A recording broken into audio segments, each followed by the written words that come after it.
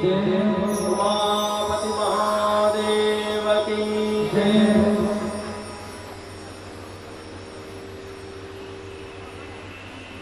ब्राह्मण पत्नियों ने मां पार्वती को नारी धर्म का सुंदर उपदेश देते हुए कहती हैं कि सत्यवान सावित्री, लोपामुद्रा, अरुंधति, सांडिल्य कन्या, शतरूपा, अनुसुईया, लक्ष्मी, स्वदा, सती, संज्ञा, सुमति, श्रद्धा, ये जो जितने भी नारियां हैं, ये हमारे भारतीय संस्कृति में इन्होंने प्रतिव्रता धर्म के व्रत को धारण करके एक श्रेष्ठ प्रतिव्रता धर्म का निरूपण इन्होंने किया है। माता अनुसुईया, उनके पतिव्रता जो धर्म है,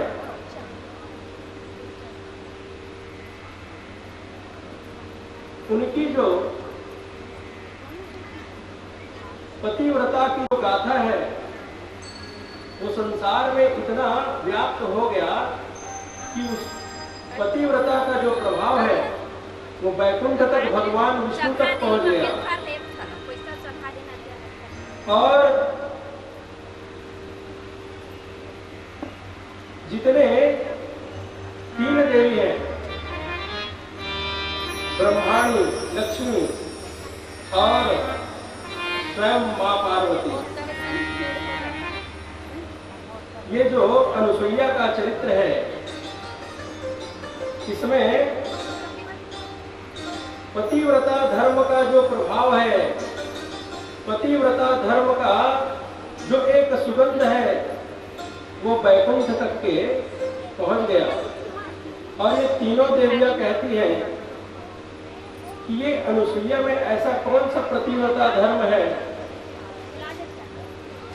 क्या ये हमसे भी अधिक पतिव्रता है? इसकी परीक्षा लेने के लिए भगवान ब्रह्मा, विष्णु और महेश तीनों को भेज दिया। जैसे ही उनके पास भिक्षा लेने के लिए घर में प्रवेश किए, तो मैया अनुसुईया स्नान कर रही थी। और स्वाभाविक सी बात है, जब हम स्नान करते हैं तो हमारे शरीर में वस्त्र कम ही होते हैं। मां अनुसुईया ने कहा कि थोड़ी देर रुक जाइए, फिर मैं आपको भिक्षा ला करके देती हूँ। इतने में भगवान कहते हैं, जितने देर हम यहाँ खड़े रहकर इंतजार करेंगे, उतने देर में हमको दूसरे स्थान पर भिक्षा प्राप्त हो जाएगा। इसलिए हम आगे बढ़ रहे हैं। मां अनुसुईया स्नान करके आ ही रही थी। शरीर पर वस्त्र तो कम थे, लेकिन अगर कोई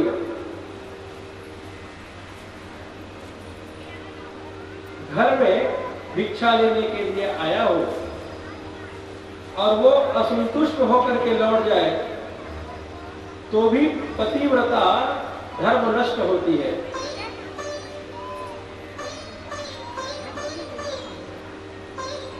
जो स्त्री पतिव्रता धर्म का पालन करती है, उस स्त्री को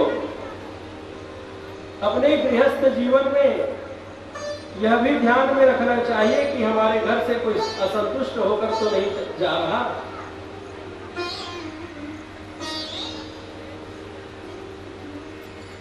किसी अतिथि का अपमान तो नहीं हो रहा, कोई साधु ब्राह्मण का अपमान तो नहीं हो रहा।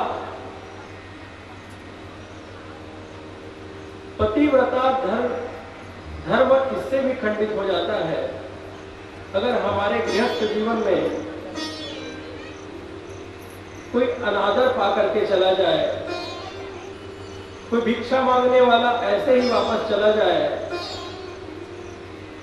तो भी पतिव्रता धर्म खंडित होता है। इसलिए मां अनुसुईया ने जो पात्र में स्नान करने के बाद एक लोटे में जल लेकर के आ रही थी, उसी जल से भगवान के ऊपर छींटा मारी।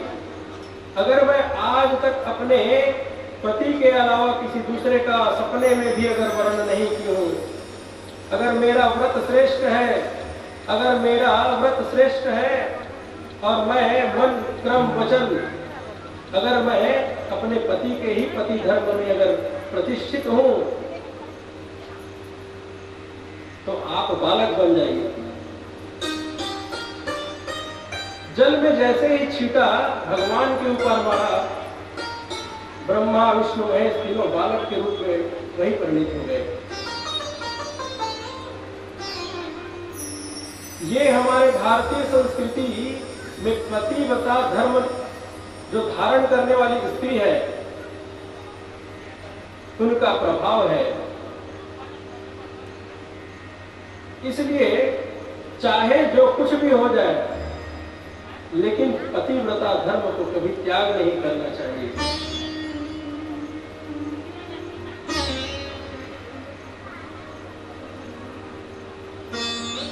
पतिव्रता धर्म के विषय में शिव पुराण में बहुत विस्तार से वर्णन है। आप लोग कहें तो थोड़ा और विस्तार से सुनाऊं? अगर आप लोग बोलेंगे तो थोड़ा 60 में भी मैं जा सकता हूं, थोड़ा आगे। अगर आप लोग बोलेंगे तो मैं जो इसमें लिखा है थोड़ा पढ़ के भी सुनाऊं। तो हो सकता है आप लोगों को थोड़ा कठोर लगे कि महाराज जी थोड़ा सा कठोर बता रहे हैं, चल जाएगा ना?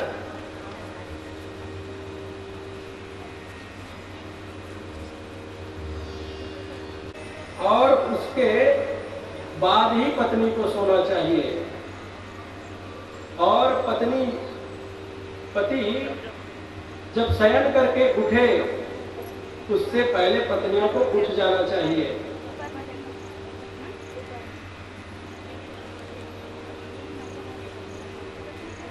पति धर्म का पालन सदा छल रहित रह करके करें।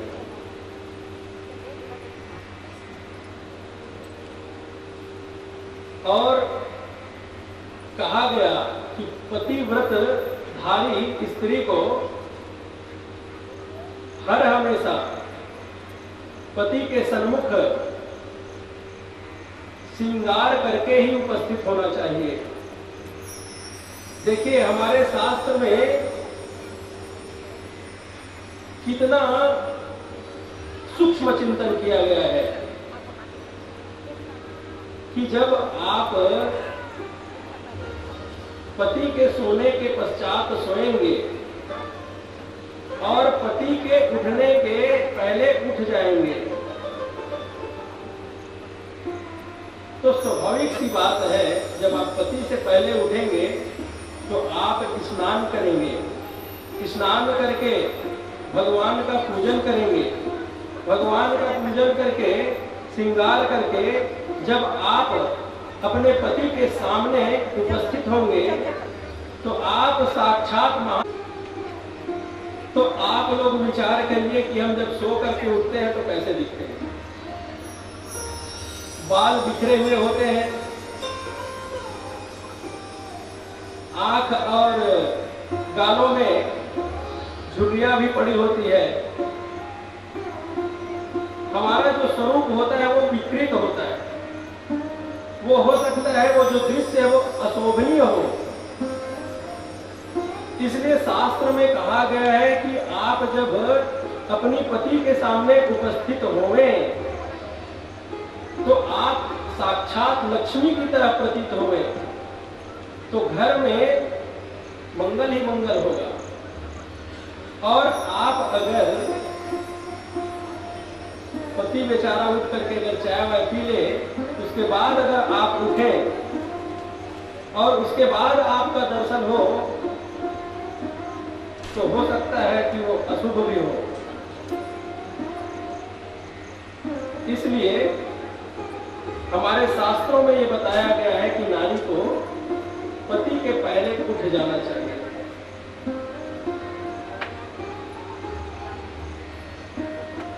पतिव्रता नारी को चाहिए कि उनका पति कभी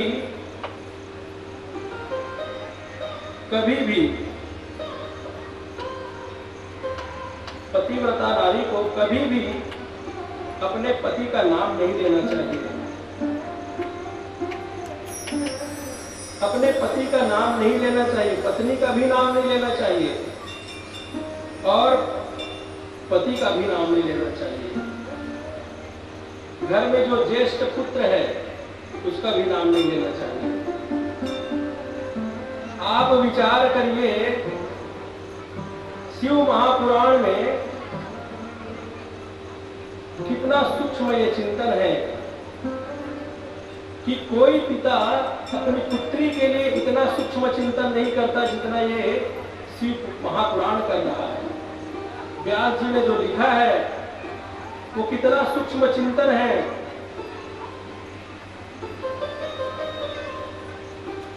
कि पतिव्रता नारी के लिए उसका धर्म नष्ट न हो, इसके लिए कहा गया है कि जो मार्ग बताया गया है, पति का नाम लेने से पति का आयु क्षीण होता है, पत्नी का नाम लेने से उनका भी आयु क्षीण होता है। इसलिए हमको विचार करके जीवन जीना चाहिए। आज अगर मैं पूछूं कि कौन कौन अपने पति का नाम लेती है, तो लेने वाली की संख्या शायद अधिक हो सकता है। आप लोग जो यहाँ आए हैं वो सब नहीं लेते होंगे, मेरे को मालूम है, लेकिन हो सकता है कि अगर पूरे भारत का सर्वे करें तो संख्या बढ़ सकता है। इसलिए इसका ध्यान हमको रखना चाहिए। पति के द्वारा क्रुद्ध होकर कठोर वचन कहने पर कभी भी पति को बुरा वचन नहीं कहना चाहिए और पति के अनुशासन में ही अपने जीवन को व्यतीत करना चाहिए, क्योंकि संसार में पति के अलावा हमारा कोई हितैषी नहीं है। एक नारी के लिए उनका पति ही सर्वस्व होता है।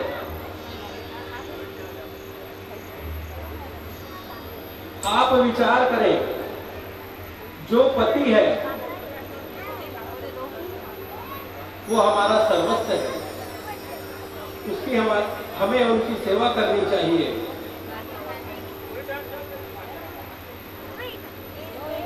और उनके साथ साथ जो पति की मां है, जो हमारी सास है, जो पति की मां है,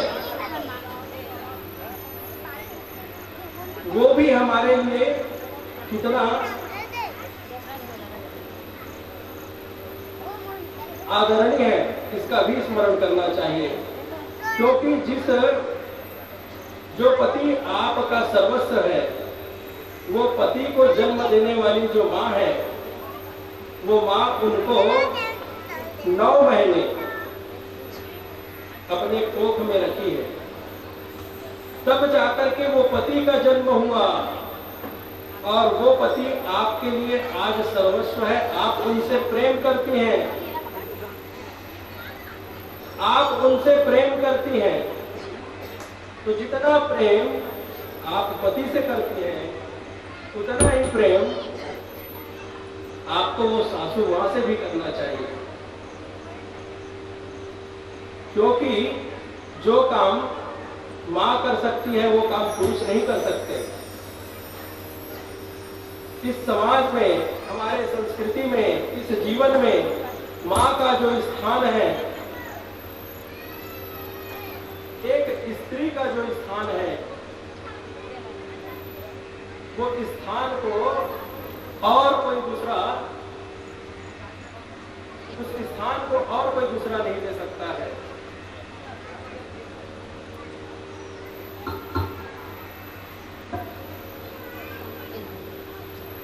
इसलिए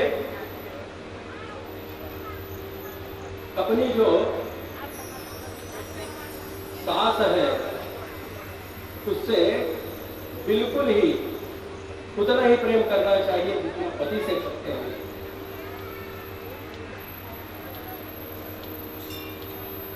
जो पुरुष है, जो स्त्री का जो कार्य है वो पुरुष नहीं कर सकते। इसलिए पुरुष भी माँ का आदर हमेशा करते रहना चाहिए।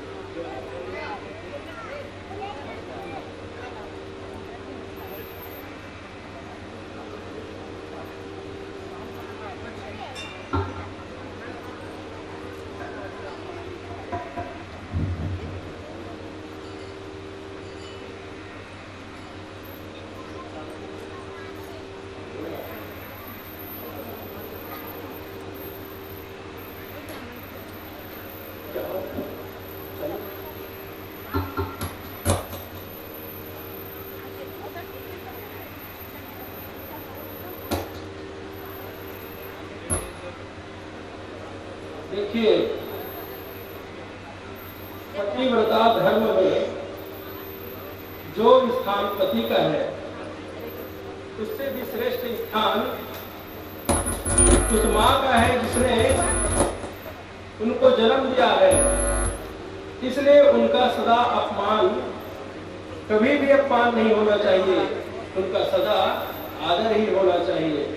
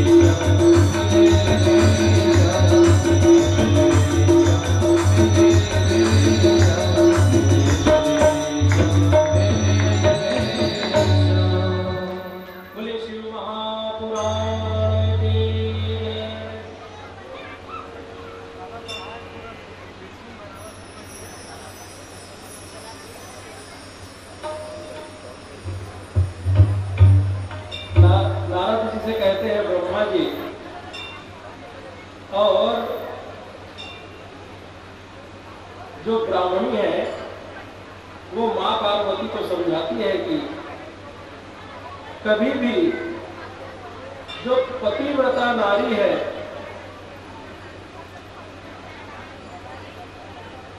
उसको घर के दरवाजे पर कभी खड़े नहीं होना चाहिए। घर के दरवाजे पर खड़े होकर के व्यर्थ की बातें नहीं करनी चाहिए। और जब पति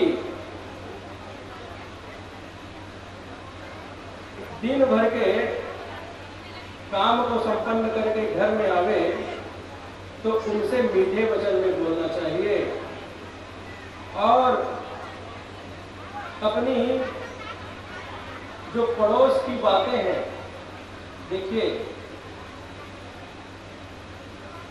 जब कभी भी माताएं एक साथ जब बैठती हैं तो क्या चिंतन करती हैं। रामायण मंडली वालों की तो बात अलग है, वो आज यहाँ रामायण में जाना है, आज यहाँ पर संपन्न करना है, आज इनके यहाँ ये हुआ है तो आज उनके यहाँ कल वहाँ जाके करना है, रामायण का जो कार्यक्रम है उनको संपन्न करना है। ये सब चर्चाएं तो करती ही होंगी, लेकिन क्या हमारी माताएं व्यर्थ की बातें भी कभी करती हैं? जब 4-5 माताएं इकट्ठी जब हो जाती है तो घर परिवार के देखिए जैसे 4-5 बहुएं जैसे एक जगह इकट्ठी हो गई, एक घर में बैठी हैं और मान लीजिए कि सासू मैया वहां नहीं है तो क्या चर्चा होगी? आप लोग बताइए, सासू मैया की चर्चा होगी ना।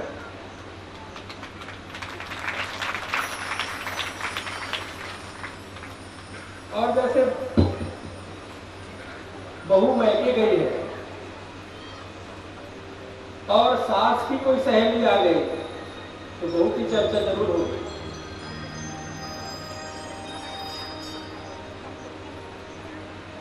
तो शिव महापुराण में एक श्लोकबद्ध लिखा हुआ है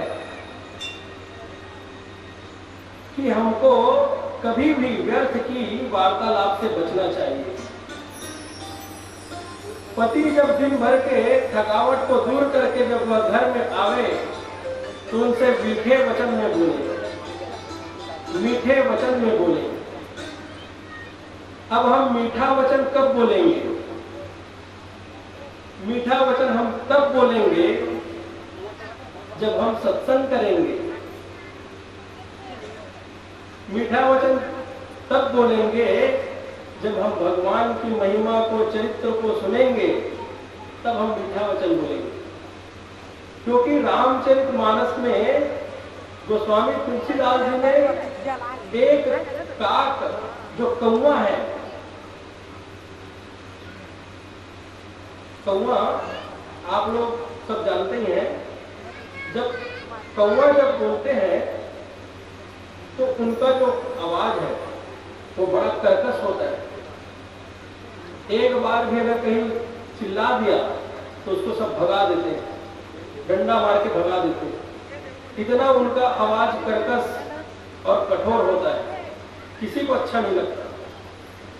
लेकिन गोस्वामी तुलसीदास जी कहते हैं कि वही जो कौवा है,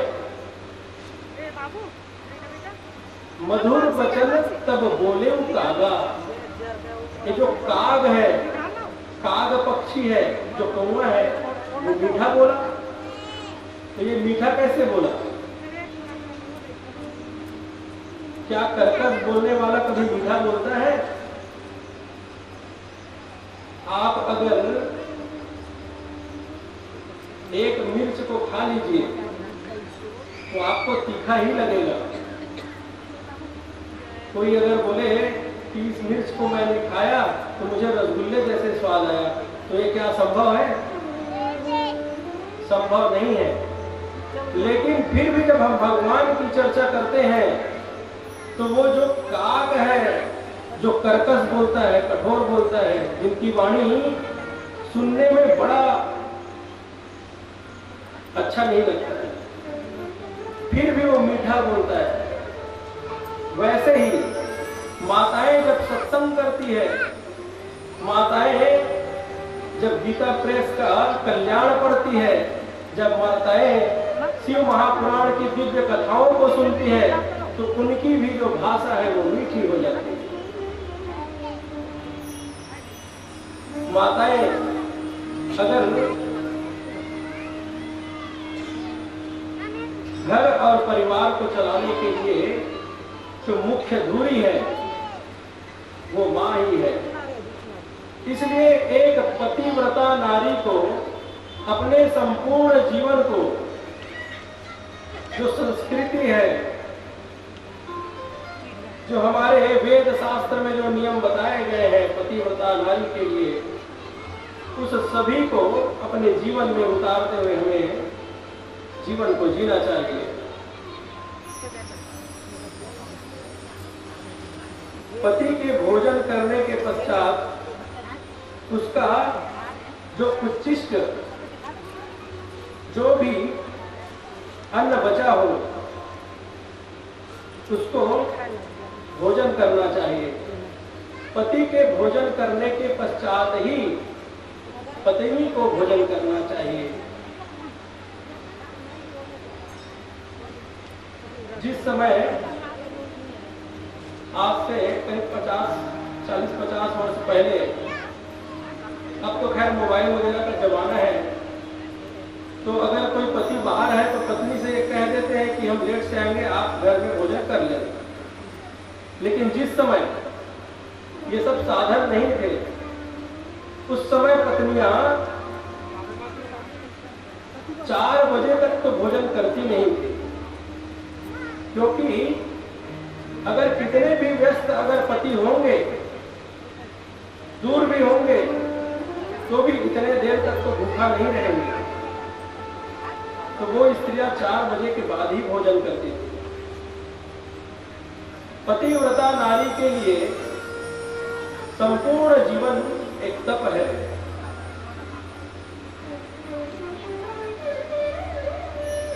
पतिव्रता स्त्री देवता, पितर, अतिथि, सेवक, गौ और भिक्षुकों को कभी भी अपने दरवाजे से खाली हाथ नहीं भेजती। शिव महापुराण में जो विप्र पत्नियां हैं वो मां को यही शिक्षा दे रही है कि पतिव्रता धर्म का सबसे श्रेष्ठ कार्य है, उसमें अतिथियों की सेवा करना। सुबह उठ करके स्नान करके सबसे पहले घर के मंदिर में पूजा करना, पूजा करके पितरों को भी तृप्त करना। जब हम अतिथि सेवा करते हैं, जब हम गौ की सेवा करते हैं, तो हमारे पितर तृप्त होते हैं। आज हमको सुनाई में आता है कि अमुक व्यक्ति को पितृदोष लग गया है। किसी को मंगल का दोष है तो किसी को पितृ का दोष है। अनेकों प्रकार के दोष लगते रहते हैं। उसका कारण क्या है? जिस घर की स्त्रियां जितनी ही उनकी जीवन श्रेष्ठ होगी, वो घर उतना ही धन धान्य संपन्न होगा। जिस घर की स्त्री जितना श्रेष्ठ उनका पतिव्रता धर्म होगा, उतना ही श्रेष्ठ उस घर का जीवन शैली होगा। मां पार्वती को इतना विस्तार से द्विज पत्नियों ने शिक्षा प्रदान कर रहे हैं, मानो एक साधारण सी कोई स्त्री को यह उपदेश कर रही है। मां पार्वती स्वयं जगत जननी है। संसार के समस्त स्त्रियों में जो श्रेष्ठ है, ऐसी मां पार्वती को आज द्विज पत्नियों ने नारी पतिव्रता धर्म का पालन सिखा रही है।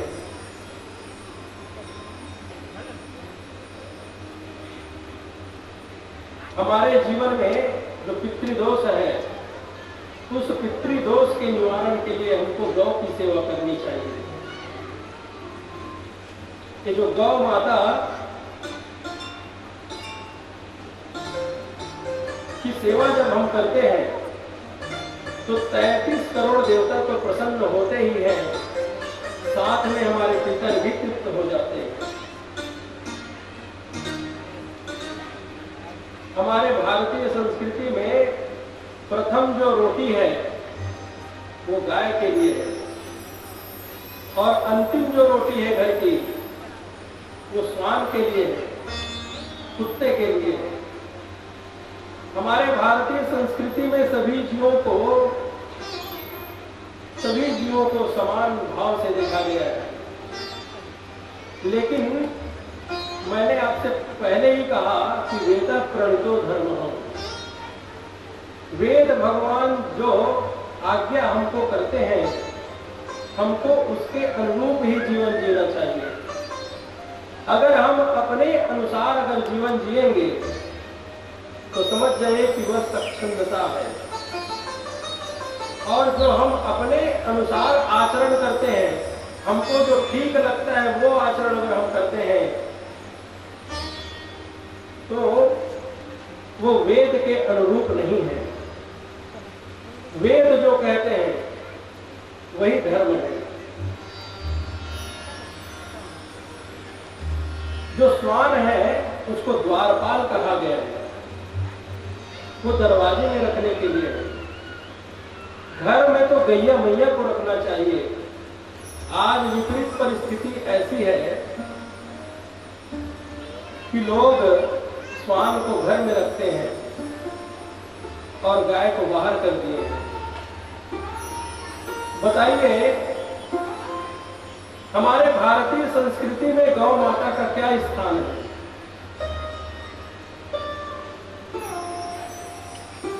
जो गाय मैया के जो बछड़े हैं, उसका जो दुग्ध है, जो बछड़ा छोटा सा जो बछड़ा है, उसका जो दुग्ध है, जब वो स्वयं पीते हैं, जो बछड़ा पीता है, उसके पीने के बाद हम उस बछड़े के जूठन से दूध निकालते हैं और उस जूठे दूध को हम भगवान को भोग लगाते हैं। उस दूध को भगवान बड़े प्रेम से पी करके तृप्त हो जाते हैं। कितना महत्व है उस बछड़े का, कितना महत्व है वो दुग्ध का, और कितना महत्व है वो गैया मैया का। आप लोग श्रीमद् भागवत में सुने होंगे जब भगवान 6 वर्ष के हुए तो सबसे पहले गौचारण करने के लिए गए। गौशाला में जाकर के भगवान निरंतर गाय और बछड़ों के साथ खेलते थे। उस गायों को हम बाहर कर दिए।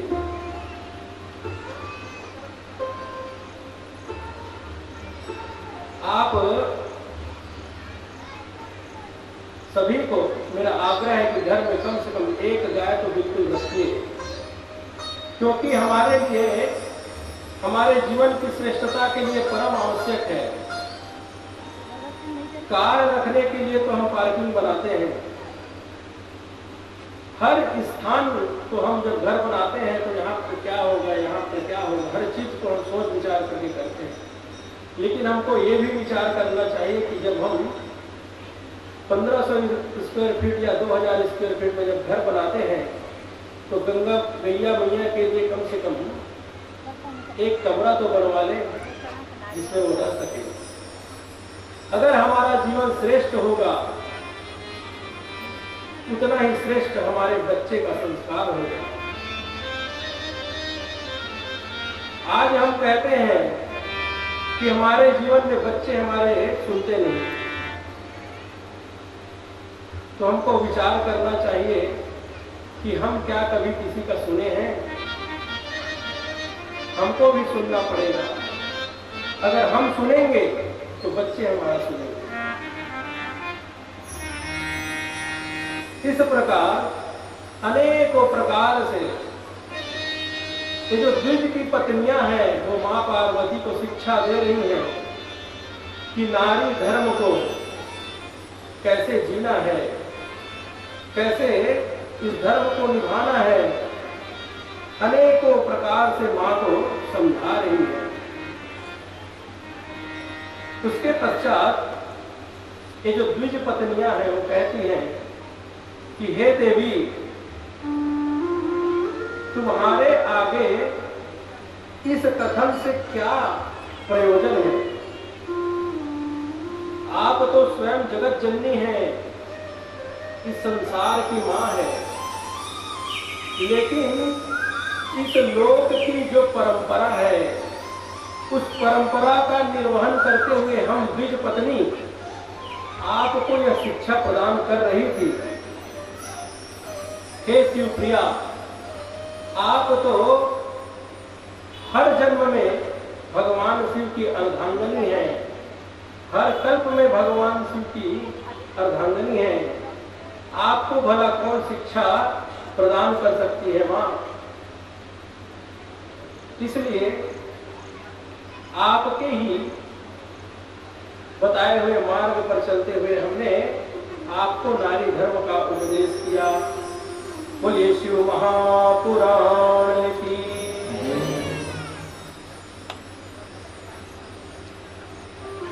भगवान शिव हिमाचल राज्य के यहां से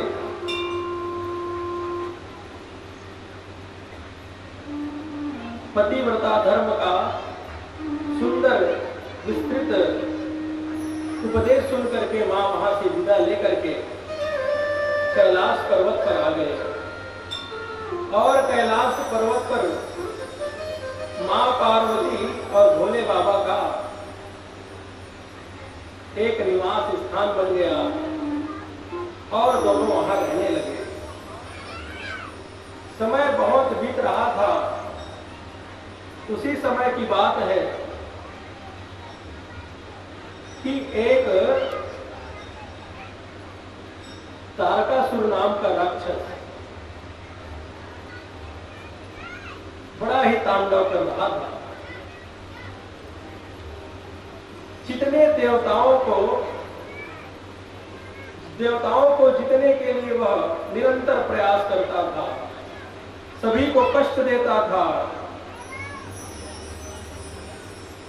अनेकों बार देवताओं से युद्ध हुआ, लेकिन वो जो तारकासुर है वो भगवान शिव के तेज से ही मरने का वरदान लेकर के बैठा है। सभी देवता दुखी होकर के एक दिन मंत्रणा कर रहे हैं कि इस तारकासुर के लिए कुछ तो उपाय करना पड़ेगा। जब समाज में अत्यंत आताताई प्रभावशील हो जाता है तो एक पूरे समाज को, पूरे नगर को इकट्ठा होकर के विचार करना पड़ता है कि इससे कैसे बाहर निकला जाए। आज वही देवताओं के सामने है। देवताओं ने सभा रख करके ब्रह्मा जी के पास गए और ब्रह्मा जी ने इसका समाधान खोजने के लिए भगवान विष्णु के पास गए। भगवान विष्णु ने कहा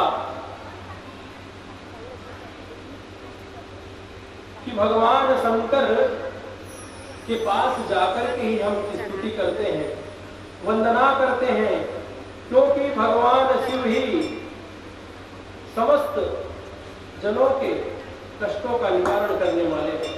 भगवान शिव ही हम सबके जीवन को, संपूर्ण जीवन को शांति प्रदान करने वाले हैं। इसलिए कष्ट के हरण के लिए भगवान शिव के पास चले। बोले शंकर भगवान की।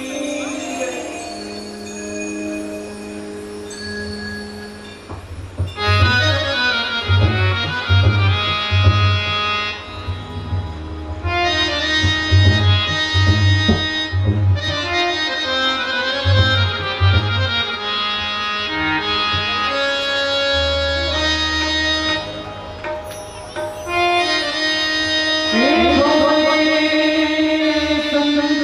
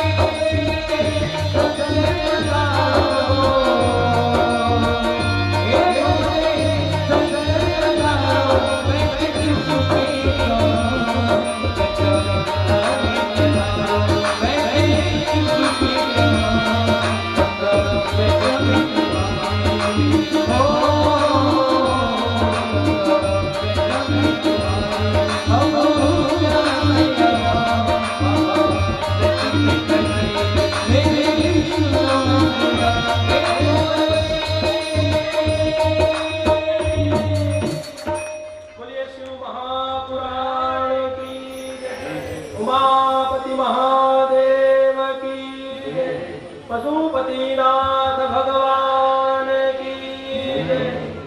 ऐसे ही जयकारा लगाते हुए कैलाश पर्वत पर जैसे ही देवता पहुंचे, भगवान शिव मां पार्वती के साथ रहनिवास में थे। जैसे ही देवताओं ने पुकारा, भगवान शिव तुरंत ही वहां से बाहर आए और बाहर आकर के कहने लगे कि हे देवताओं, आप सभी का आगमन किस कारण से हुआ है वो तो मुझे पता है। ब्रह्मा आदि देवताओं ने कहा कि हे शिव जी, आप तारकासुर का जो प्रकोप है उसके अत्याचार से आप परिचित हैं, फिर भी हे भोलेनाथ, आप अपने तेज को क्यों रोक करके बैठे हैं प्रभु? आपको इतना विलंब नहीं करना चाहिए। भगवान शिव ने कहा कि हे देवताओं, आप सब जिस कारण से आए हैं उस कारण का हल हो चुका है। जो होना था वो हो चुका है।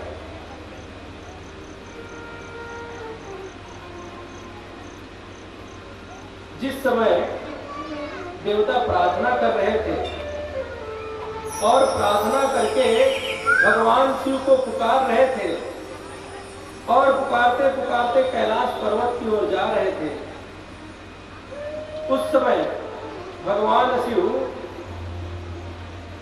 मां पार्वती के साथ एकांतवास में थे।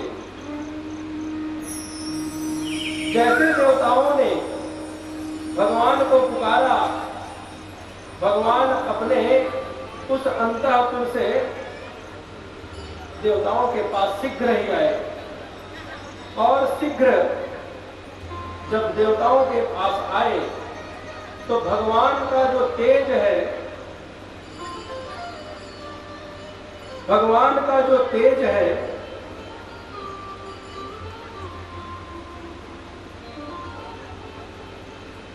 भगवान का जो तेज है वो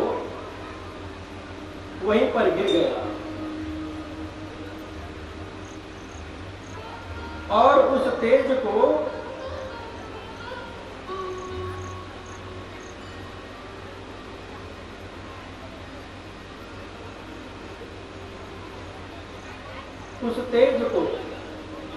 अग्निदेव ने ग्रहण कर लिया। जो भगवान शिव का जो तेज है उसको अग्निदेव ने ग्रहण कर लिया। ये जो देवता है 33 करोड़ जो देवता है, वो देवताओं का जो मुख है वो अग्नि है। ब्राह्मणों से मुखमासित, ब्राह्मण भी भगवान का मुख है और अग्नि भी मुख है।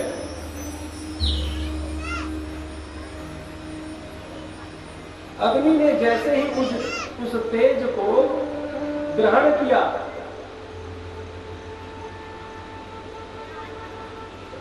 जितने भी देवता हैं,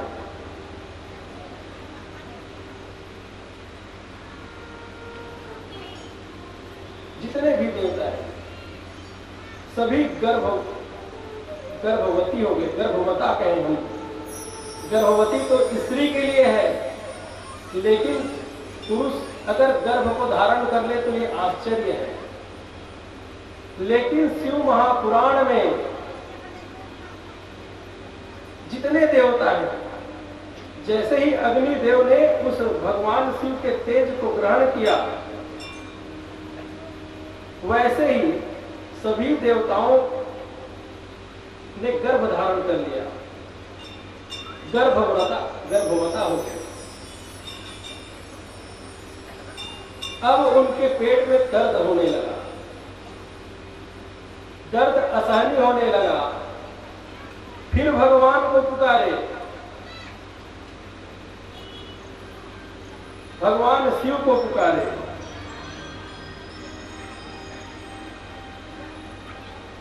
भगवान शिव को पुकारे, भगवान शिव से प्रार्थना किए, भगवान शिव का स्तुति किए। भगवान शिव ने कहा कि देखो,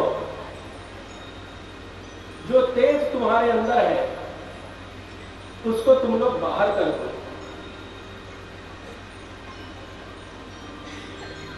सभी देवताओं ने उस तेज को बाहर कर दिया, सभी सुखी हो गए। लेकिन जो अग्नि है, अग्निदेव है, वो सुखी नहीं हुए। वो अभी भी पेड़ को पकड़ के रो रहे हैं। भोले बाबा कहते हैं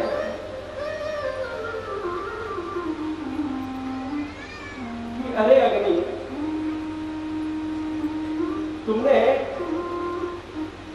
बिना जाने समझे इस तेज को ग्रहण कर लिया।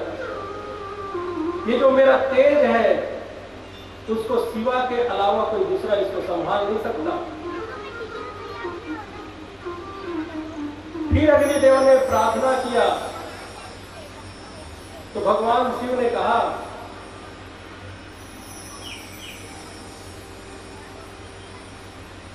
कि तुम इस तेज को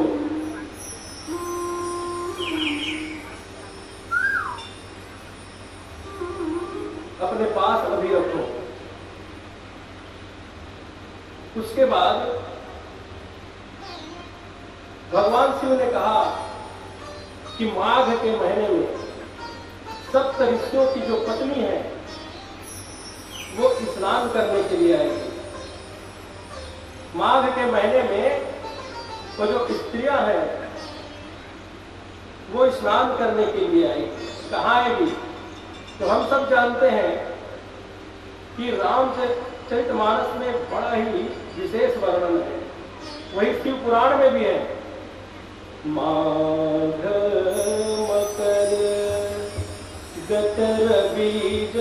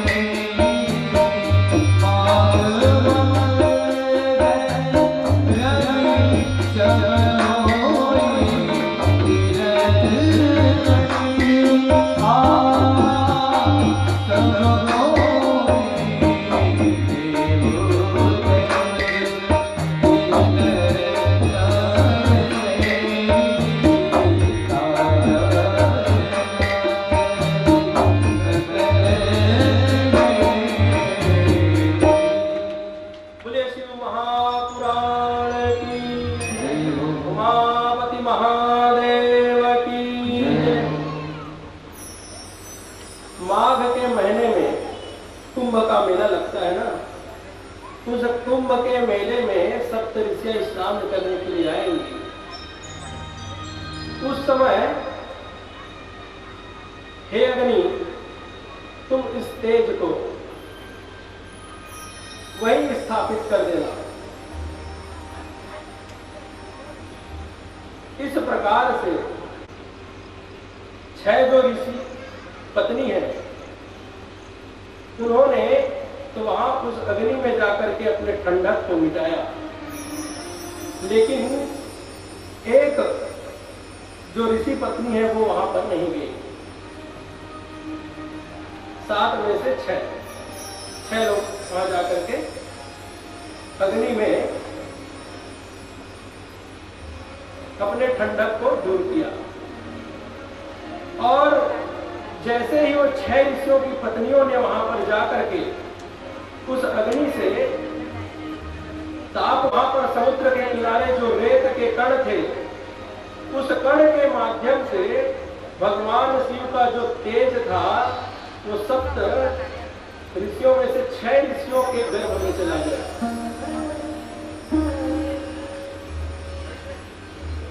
अब अग्निदेव सुखी हो गए और सुखी होकर के पुनः भगवान शिव के पास जाकर के स्तुति कर रहे हैं, प्रणाम कर रहे हैं। उसी समय मां पार्वती बड़ी क्रोधित होकर के कहती है कि अरे देवताओं, तुम लोग कितने स्वार्थी हो, तुम लोग कितने स्वार्थी हो कि अपने स्वार्थ के लिए तुम लोग किसी का एकांत भंग कर देते हो। अपने स्वार्थ के लिए तुम लोग समय का ध्यान नहीं रखते हो। अपने स्वार्थ के लिए किसी भी समय कहीं भी प्रवेश कर जाते हो। इसलिए मैं सभी को श्राप देती हूं कि तुम लोग कभी भी पिता न बन सको। मां पार्वती ने एक प्रकार से कहे तो सभी देवताओं का परिवार नियोजन कर दिया। स्वामियों ने उनका त्याग कर दिया।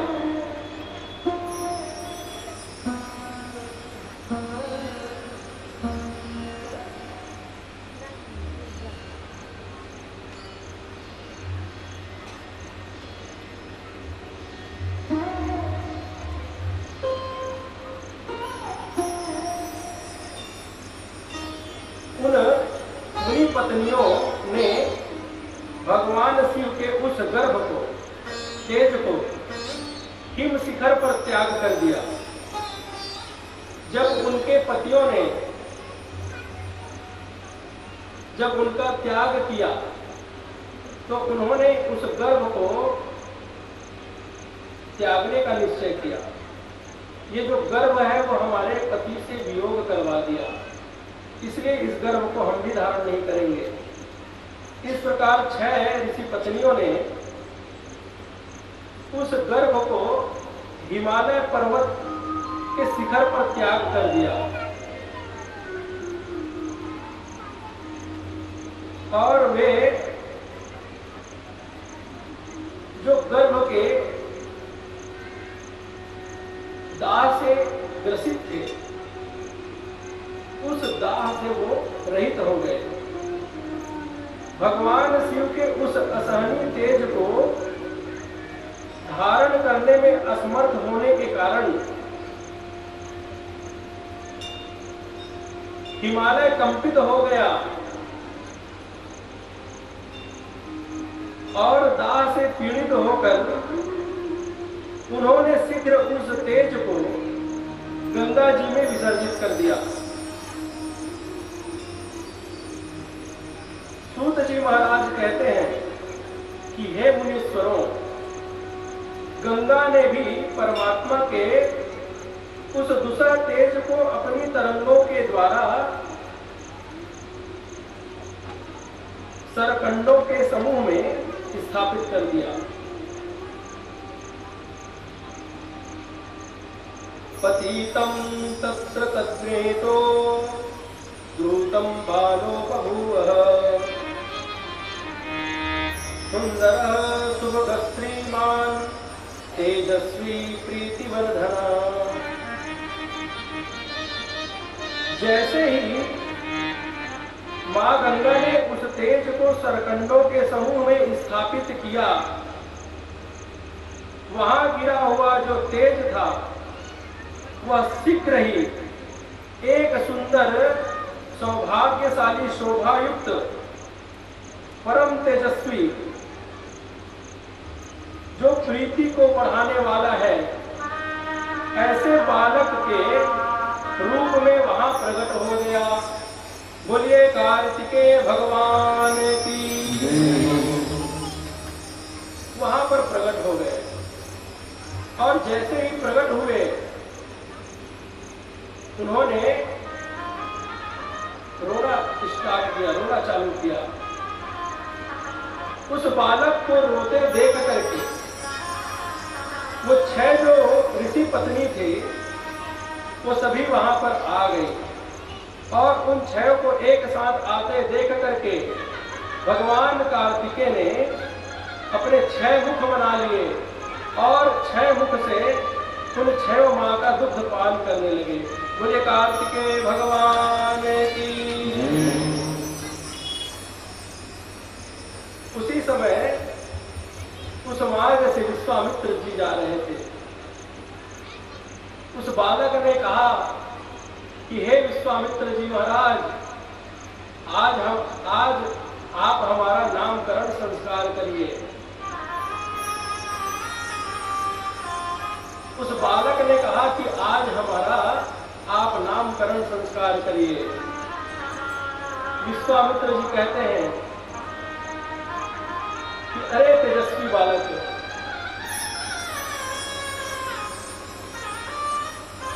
हम क्षत्रिय ऋषि हैं, इसलिए हम आपका नामकरण संस्कार नहीं कर सकते।